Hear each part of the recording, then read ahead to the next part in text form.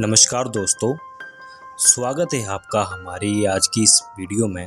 आज हम जानेंगे मानसिक प्रभाव क्या होते हैं। मानसिक प्रभावों पर मेघराज मित्तर जी ने बहुत अच्छा लेख लिखा है, जिसको मैं आपके साथ साझा करना चाहूँगा। तो सुनिए। हर एक व्यक्ति पर अपने एनवायरनमेंट का असर होता है। यह असर अच्छे भी होते हैं और बुरे भी। कुछ लंबे समय के लिए प्रभावित करते हैं और कुछ थोड़े समय के लिए। कुछ उदाहरण मैं आपको इस बारे में पूरी तरह से स्पष्ट कर सकता हूँ। पहले हम अच्छे प्रभावों की बात करें। आज से 15 साल पहले लुधियाना जिले के गांव वसिया की घटना है। वहां के सरकारी अस्पताल का डॉक्टर हरजिंदर हमारी तर्कशील सोसाइटी का मेंबर था। उन्होंने मुझे फोन किया और कहा, मित्र साहब, आज गांव वसिया के सरकारी अस्पताल में 20 नौजवान इकट्ठा करने का विचार कर रहे हैं। आप आ जाइए और साथ ही लड़कों के साथ बातचीत हो जाएगी और कुछ केस भी ठीक करने हैं। निश्चित ही समय और स्थान पर मैं पहुंच गया। हम सभी साथी हॉस्पिटल में ही मिले। उस समय वहां एक ट्रक पीछे करके लगवा दिया गया। कुछ नौजवान लड़के हॉस्पिटल के अंदर से स्ट्रेचर लेकर बाहर आए। एक मरीज को चारपाई के साथ ट्रक से उतार के स्ट्रेचर पर लिटा के डॉक्टर के पास चेकअप कराने के लिए ले गए। डॉक्टर साहब मुझे कहने लगे कि इस व्यक्ति को आपने ठीक करना है। इस व्यक्ति को पिछले 15 सालों से भूतों प्रेतों ने जकड़ा हुआ है। परिवार से संबंध व्यक्तियों से मैंने कुछ जानकारी ली और मैंने उस व्यक्ति से बातचीत करनी शुरू की। जैसा कि होता है, भूत प्रेत के साथ संबंधित केस वाले व्यक्ति उसके मन के अंदर पैदा किए गए अंधविश्वास के कारण उनको मानसिक बीमारी होती है।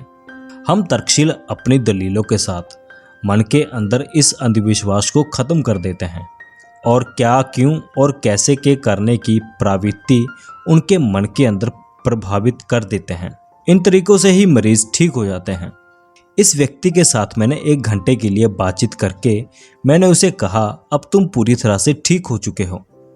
अब तुम हॉस्पिटल के स्ट्रेचर से खुद ही उतर जाओगे और पैदल चलकर बालकनी में बैठे सारे व्यक्तियों को नमस्कार करते हुए खुद ही जाकर ट्रक पर चलोगे।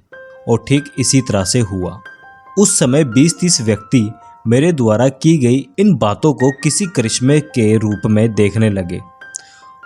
उसके बाद वह व्यक्ति हमारी संस्था का मेंबर बन गया और आसपास हमारे प्रोग्रामों के बारे में इश्तिहार लगवाने की सेवा निभाने लगा।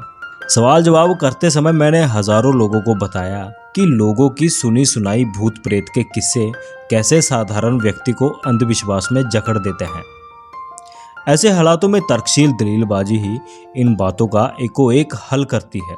हिंदुओं के लिए गंगाजल, मुसलमानों के लिए पवित्र काबा का छुआ हुआ बर्तन का पानी, ईसाइयों के लिए ईसा मसीह का दाढ़ी का एक बाल और बौद्धों के लिए दलाई लामा की लैट्रिन की एक गोली, गो भक्तों के लिए गांव का मलमूत्र और मुरारी जी देसाई के लिए अपना मूत्र, और सभी इसी तरह की भूमिका निभाते हैं। इन लोगों के सामने तर्क काम नहीं आते। कुछ पत्रकार जब मुरारी जी देसाई को यह सवाल किया कि आप जो पेशाब पीते हैं वह आपके शरीर द्वारा फालतू समझ के बाहर निकाल दिया जाता है और आप उसको फिर से पी लेते हैं, इस सवाल का मुरारी जी देसाई कोई तसल्ली पक्ष जवाब नहीं दे सके। मंत्रों के साथ पंख लगाकर मरीजों को ठीक करने के दावे आज के नहीं बल्कि सदियों पुराने जमाने के हैं।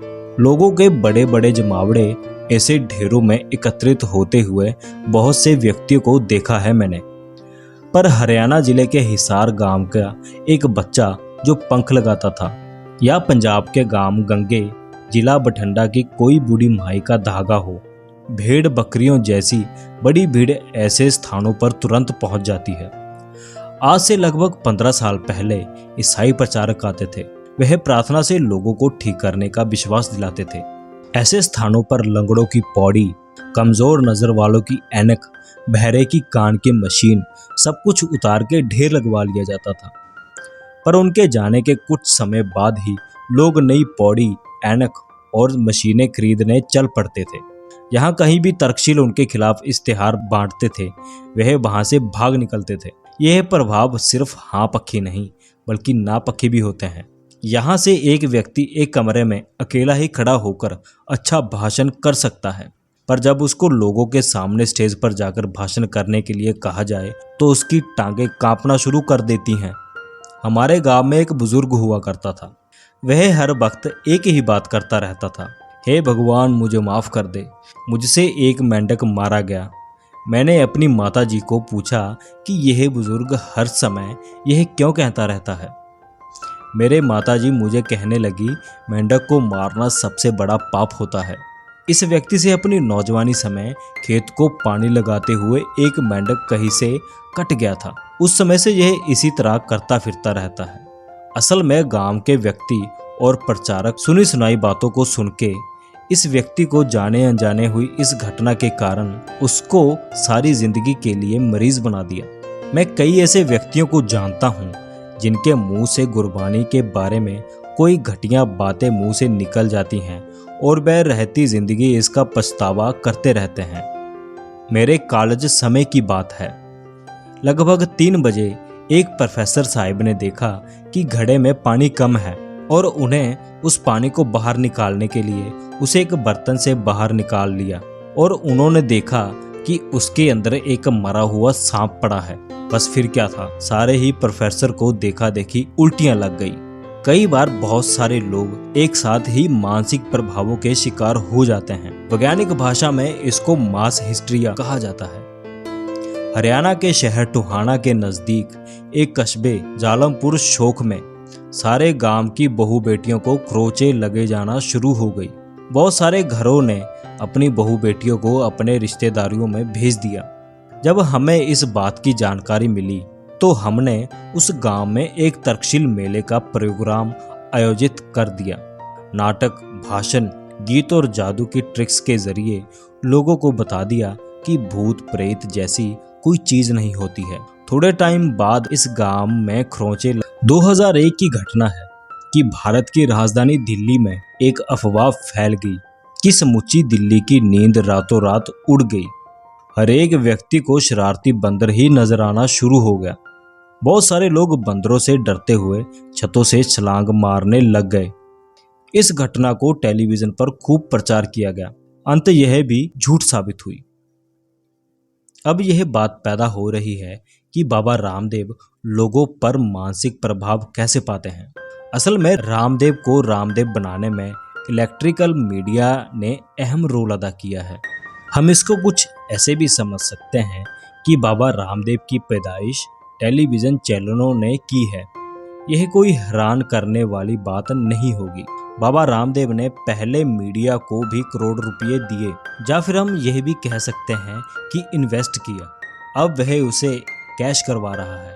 आपने कसरत के साथ ठीक हूं का दावा करने वाले कुछ लोगों को बार बार टेलीविज़न कैमरे के सामने किया जा रहा है, जो बाबा की खूब प्रशंसा करते हैं और बताते हैं कि कैसे बाबा रामदेव ने उन्हें एक नई जिंदगी जीनी सिखाई है। जो बाबा के द्वारा ठीक होने का दावा करने वाले ऐसे व्यक्ति की वैज्ञानिक तरीके से जांच पड़ताल की जाए तो इससे बहुत से दावे फेल हो जाएंगे। हम इस बात से इनकार नहीं कर सकते कि कसरत हर व्यक्ति की जिंदगी में अहम रोल अदा करती है। इसके साथ छोटी मोटी बीमारियां भी ठीक हो जाती हैं। व्यक्ति के अंदर आत्मविश्वास बढ़ता है। बार बार अभ्यास करने से व्यक्ति के अंगों की पकड़ मजबूत होती है। जब कोई व्यक्ति प्रसिद्धि प्राप्त कर जाता है तो लोग उसके अंदर उस द्वारा पैदा की गई वस्तुओं की मांग भी बढ़ जाती है। बाबा की पुस्तक और दवाइयों की बिक्री में बढ़ोतरी बाबा की प्रसिद्धि के कारण है। अब चाहे वह राख चुटकी भर भर लोगों को बेचने लग जाए, लोग वह भी खरीदेंगे। बाबा रामदेव द्वारा बढ़ चढ़ कर की गई कई बीमारियों के दावे हमारे पूरे देश के लोगों के लिए नुकसानदेह हैं। जैसे कि उनके द्वारा किए गए दावे कि वह एड्स, पोलियो, खून के कैंसर, टीबी कैंसर, शुगर, मिर्गी, गुर्दों की बीमारियों की जड़ सदा के लिए खत्म कर सकते हैं, बिल्कुल ही बेबुनियाद है। आज से 50 साल पहले टीबी का कोई इलाज नहीं था। अगर कसरत के साथ ही टीबी ठीक होता तो एक पहलवान और खिलाड़ी को कभी टीबी ना होता, और अगर कभी हो भी जाता तो वह अपनी कसरत को लगातार करते हुए इसका इलाज कर पाते। और अगर आज टीबी का इलाज है तो वह सिर्फ दवाइयों के साथ है। अब अगर धरती पर पोलियो काफ़ी हद तक ख़त्म कर दिया गया है, यह कोई बाबा की कसरत के साथ नहीं हुआ बल्कि वैज्ञानिक ढंग से हुआ है। इसी तरह एड्स ने बाबा की कसरतों के साथ ख़त्म नहीं होगा, बल्कि इसकी खोज पड़ताल में लगे वैज्ञानिकों के जतन ने ही इसको सदा के लिए मिटाना है। लगे जाना बंद हो गई थी। बाबा बेबुनियाद के प्रचार करके लोगों को वैज्ञानिक ढंग के साथ रोकता ही नहीं बल्कि उनके इलाज शुरू करने में भी देरी करवाता है, जिस कारण लोगों की बीमारी की स्थिति बेकाबू हो जाती है। लोगों को ये बात गांठ बांध लेनी चाहिए कि विज्ञान के द्वारा पैदा की गई दवाइयों की परख कैसे होती है। पहले उस दवाई की रासायनिक परख होती है, जिसका मतलब है कि जो सूक्ष्म जीव बीमारी को पैदा करता है उसके रासायनिक बनावट कैसे होती है, कौन सा रसायन उसको मारता है और मारने के बाद कौन सा रसायन पदार्थ पैदा होता है और उसके शरीर पर क्या प्रभाव होता है। इन सारी बातों की जांच की जाती है। इसके बाद बनाई गई दवाइयों की परख चूहों के ऊपर की जाती है, क्योंकि चूहे बंदरों के पूर्वज हैं और बंदर हमारे। और इसके बाद इस दवाइयों की जांच बंदरों के ऊपर की जाती है। इस जांच पड़ताल के सफल होने के बाद ही दवाइयों को अच्छे और बुरे प्रभाव मनुष्यों के ग्रुप पर देखे जाते हैं। यही नहीं, कोई दवाई इसी जांच के बाद मार्केट में 20-30 साल तक मिलती रहती है। के बाद इनके ऊपर जांच चलती रहती है और बाद में मार्केट से हटा भी लिया जाता है। इसकी एक उदाहरण है, आज से 30 साल पहले बहुत बड़े पैमाने पर उपलब्ध थी। आमतौर पर लूज मोशन के मरीज इसको इस्तेमाल किया करते थे, पर आजकल यह मार्केट से वापस ले ली गई है। इन एलोपैथिक दवाइयों का उपयोग से सैकड़ों ऐसी बीमारियां मैं गिना सकता हूं जिसके मरीज अब नहीं मिलते, क्योंकि इनका टीका बचपन में ही लगा दिया जाता है। और बहुत सारी ऐसी बीमारियां हैं जिसका विज्ञान के पास शर्तिया इलाज है। बाबा की दवाइयों की जांच ना तो इस तरह होती है और ना ही बाबा सदा के लिए किसी बीमारी को खत्म कर सकता है। बाबा के मुंह से कहे जाने पर ही जोजक परीक्षा के लिए पेश कर दिए जाते हैं। इसी कारण बाबा की कोई दवाई इस्तेमाल करने से पहले आपको जरूर चौकस हो जाना चाहिए। अंत में मैं बाबा को एड्स के 10 मरीज पेश करने को तैयार हूँ। वह बाबा द्वारा दी गई दवाइयों की निश्चित ही बाबा की चेलों की निगरानी में पाबंद रहेंगे। अगर 3 महीनों में 10 में से 9 मरीजों को ठीक कर देंगे तो मैं उनको 25 लाख रुपए का इनाम देने का पाबंद रहूंगा।